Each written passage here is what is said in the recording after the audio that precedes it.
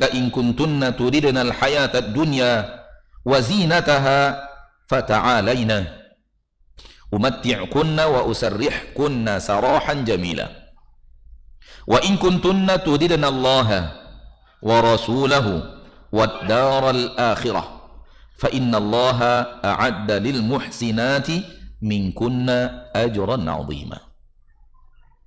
Wahai Nabi, katakan kepada semua istri-istrimu, kalau kalian wahai para istri menginginkan dariku kehidupan dunia dan perhiasannya, kalau kalian menikah denganku karena kalian ingin dapatkan dunia dan harta di dunia, itu yang kalian jadikan landasan berumah tangga bersama Muhammad sallallahu alaihi wasallam, fata'alain, mari kemari, ayo ke sini. Umatti'kunna, aku akan berikan kepada kalian kenikmatan-kenikmatan dunia. Harta yang kalian inginkan, aku akan berikan harta itu kepada kalian. Kalian minta apa? Aku akan berikan nikmat itu kepada kalian. Namun, wa usarrihkunna sarahan jamila. Setelah itu, kalian harus saya ceraikan dengan perceraian yang baik dan bagus. Di dalam ayat yang pertama ini menafikan bahwa rumah tangga Nabi dibangun di atas harta, di atas dunia. Tidak. Karena kalau itu yang kalian inginkan, saya akan berikan, kata Nabi SAW. Namun setelah saya berikan kepada kalian kenikmatan dunia, setelah saya berikan kepada kalian harta, berikutnya adalah kalian akan saya kembalikan kepada keluarga kalian dengan perceraian yang baik. Wa in kuntunna, ayat berikutnya, dan di sini pondasi rumah tangga itu. Wa in kuntunna turidna Allah wa rasulah.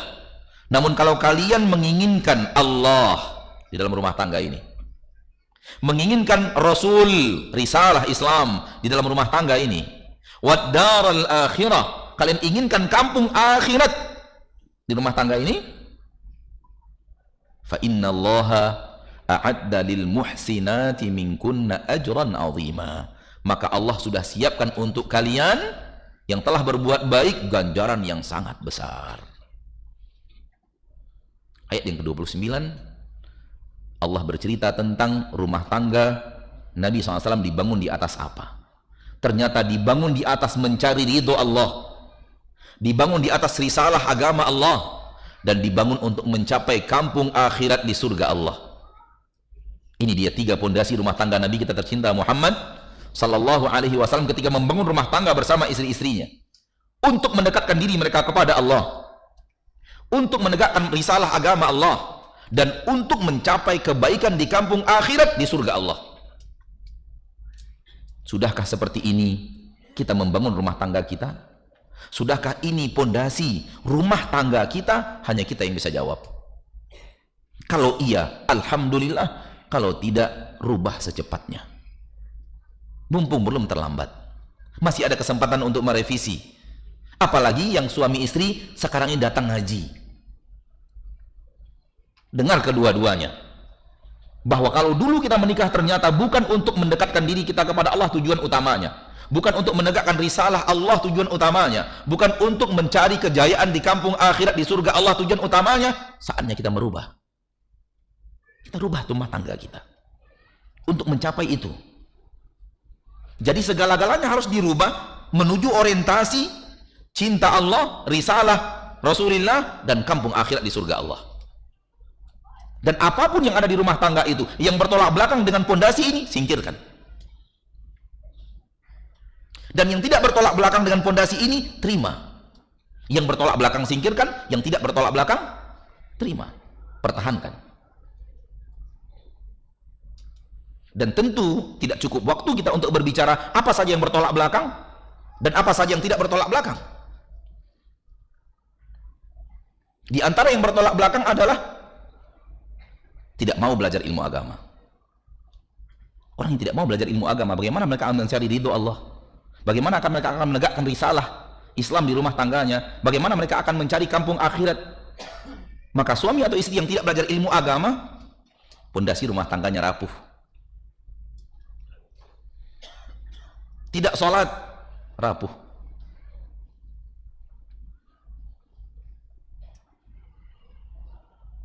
Namun yang tidak bertolak belakang dengan tujuan, terima. Harta yang halal, dari usaha yang halal, terima. Tapi hasil nyanyi, buang. Hasil film, buang. Kalau filmnya adalah film-film yang tidak sesuai dengan syariat,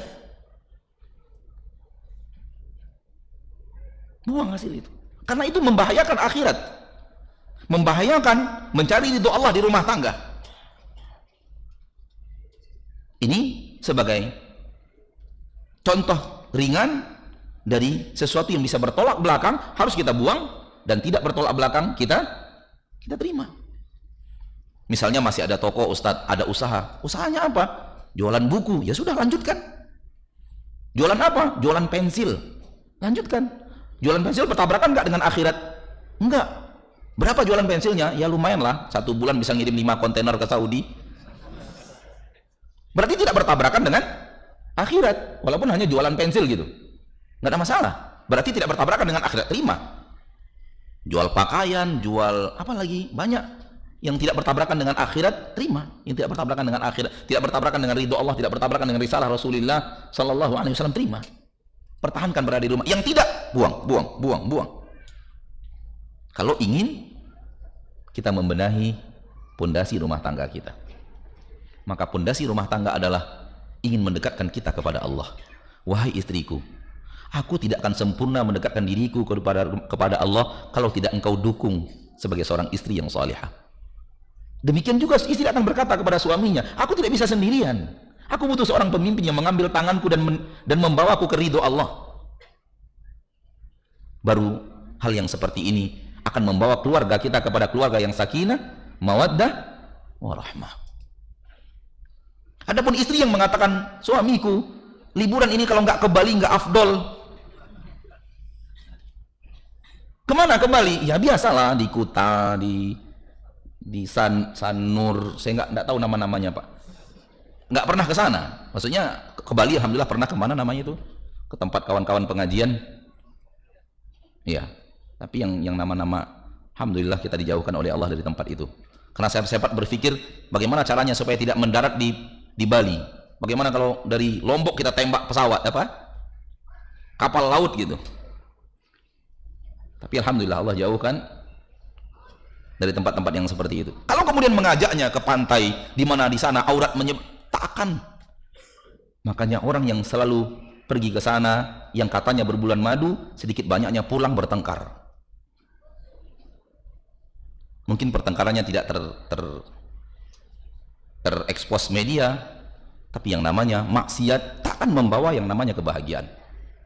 Nah, maka rumah tangga harus berada di atas pondasi yang jelas. Dan pondasi yang jelas kalau ingin membangun sakinah adalah tujuannya mencari ridho Allah. Tujuannya adalah menegakkan risalah agama Allah di rumah tangga itu. Dan tujuannya adalah ingin bahu-membahu mengejar surga. Si istri mengingatkan suaminya, suami mengingatkan istrinya. Lihat Nabi SAW bersabda, semoga Allah merahmati seorang lelaki yang dia bangun di malam hari dan sholat. Berarti suaminya sudah soleh. Karena orang yang rajin bangun di malam hari dan sholat adalah lelaki yang soleh. Kemudian dia bangunkan istrinya. Fa'in abad. Ketika istrinya malas-malasan bangun, rasyad fi wajhihal ma. Dia ambil air, dipercikkan di wajah istrinya. Lihat kerjasama yang luar biasa untuk sholat malam. Doa Nabi, semoga Allah merahmati mereka berdua. Demikian juga Nabi mengatakan, semoga Allah merahmati seorang istri yang bangun di malam hari lalu sholat malam. Kemudian dia bangunkan suaminya. Fa'in aba. Ketika suaminya malas-malasan bangun, rasyad fi wajhihil ma. Dia percikan air di wajah suaminya. Apa fungsi percikan air itu? Untuk mengusir yang namanya kantuk. Karena begitu orang kaget, kantuknya pun melayang. Sehingga dia tidak ngantuk lagi. Yang membuat dia malas-malas bangun karena masih ada kantuknya. Begitu dipercikan air, kantuknya melayang. Akhirnya mau dilanjutkan tidur nggak bisa karena nggak ngantuk, mau tak mau sholat diajak oleh pasangannya. Maka di sini Nabi mendoakan agar Allah merahmati suami yang seperti ini, agar Allah merahmati istri yang seperti ini. Tapi ingat, itu baru bisa dilakukan pada suami yang cocok dan pada istri yang cocok. Karena saya pernah menyampaikan ini di majelis ibu-ibu. Kita punya majelis tafsir, dihadiri oleh muslimat, ada juga musliminnya tapi sedikit. Ya, musliminnya di beberapa orang saja, kemudian ada hijab, selebihnya ibu-ibu. Saya sampaikan hadis ini, tapi lupa kita mengingatkan, diamalkan pada suami yang cocok. Ternyata suaminya nggak cocok untuk diamalkan itu. Minggu depan buat laporan, Ustadz, saya mengamalkan hadis Nabi, saya disemprot habis-habisan sama suami saya, Ustadz. Saya dimarahi habis-habisan ketika saya bersihkan air, dimarahi habis-habisan. Berarti suaminya belum cocok untuk itu, belum level iman suaminya yang seperti itu. Ya, amalan yang benar dilakukan pada orang yang salah nggak tepat. Amalan yang benar harus diamalkan kepada orang yang benar. Maka level-level orang yang sholat malam ini yang bisa dibegitukan. Adapun suami yang tidurnya sudah jam 2 malam, lalu jam 4 Anda semprot dengan air, ya semprot lagi. Yang ada Anda dimarah-marahi. Aku baru tidur di perlakuan seperti ini. Siapa ustadzmu? Tuh. Siapa yang ngajarkan kamu seperti ini? Istri kurang ngajar suami. Bisa dibegitukan sama suaminya. Tapi suami yang sudah terbiasa sholat malam, mungkin malam itu dia terlambat tidur sehingga kantuknya sulit untuk dia tahan. Tiba-tiba istrinya menyemprotkan air, memercikkan air di wajahnya, hilang kantuknya. Dia akan mengatakan, jazakillahu khairan, semoga Allah berikan kebaikan kepadamu wahai istriku, kantukku sudah hilang, saatnya aku menghadap Allah subhanahu wa ta'ala. Alangkah indahnya. Ngerjakan nggak? Jangan teori aja. Ngerjakan nggak? Kalau ingin dirahmati, begini caranya. Ini cara yang diajarkan Nabi kita tercinta Muhammad sallallahu alaihi wasallam. Kalau ataupun istri dalam keadaan tidak sholat, suami tetaplah sholat. Ketika istrinya terbangun, wah suami saya sedang sholat malam. Nah, Rasul sallallahu alaihi wasallam ketika Aisyah tidak sholat, tetap saja sholat malam Rasul kita tercinta Muhammad sallallahu alaihi wasallam. Karena rumah tangga untuk Allah. Rasul sholat. Dan kamar Rasul kecil, Pak. Kamar Rasul kecil. Bukan, enggak sama dengan kamar kita. Ada tenis meja di kamar bisa dipasang. Saking luasnya. Kamar Rasul kecil. Ketika Rasul sholat, tempat sujudnya itu kaki Aisyah. Kaki Aisyah radhiyallahu anha wa arda, istri beliau. Tak ada tempat lagi untuk sujud. Saking kecilnya kamar itu. Sehingga ketika Rasul akan sujud, Rasul colik dulu kaki Aisyah radhiyallahu anha wa arda. Aisyah melipat kakinya. Rasul sujud. Tapi inilah keluarga yang sangat bahagia. Inilah keluarga yang sangat sakinah. Inilah keluarga yang sangat mencapai kesempurnaan kebahagiaan rumah tangganya. Karena kebahagiaan itu ada di dalam dada. Bukan apa yang ada pada sarana dan prasarana. Bahagia itu letaknya di sini. Boleh jadi ada orang yang rumahnya tidak luas tapi dia bahagia luar biasa. Ada orang yang rumahnya gedung tapi tidak pernah bahagia. Sebaliknya, ada orang yang rumahnya gedung dia bahagia dan rumahnya kecil tidak bahagia. Karena kebahagiaan bukan terletak pada sarana prasarana. Kebahagiaan terletak terhadap apa yang ada di dalam dada. Dan dada Rasul adalah dada manusia paling bahagia di permukaan bumi. Maka rumah tangganya menjadi rumah tangga yang paling bahagia di permukaan bumi. Ini penting. Ini sangat penting. Membangun rumah tangga di atas fondasi apa? Kalau seandainya jawabannya sudah benar, alhamdulillah. Kalau jawabannya tidak benar, ternyata dulu kita salah, revisi. Wahai istriku, ternyata kita dulu salah. Suamiku, ternyata dulu saya salah. Mari kita perbaiki. Dekatkan lagi diri kita kepada Allah. Tegakkan risalah Islam, agama Allah di rumah tangga kita. Yang salah daripada apa yang dinilai salah oleh syariat, buang dari rumah tangga itu. Banyak sekali sesuatu di rumah tangga muslim sekarang, maksiat. Buang maksiat-maksiat itu. Karena itu akan merusak kehancuran rumah tangga kita. Akan merusak rumah tangga kita dan membuat rumah tangga kita hancur. Dan yang tidak bertentangan dengan agama Allah pelihara. Dan jadikan untuk saling nasihat menasihati untuk mencapai ridho Allah, mencapai akhirat, mencapai surga Allah subhanahu wa ta'ala. Bangun di atas ketakwaan, bangun di atas agama Allah subhanahu wa ta'ala.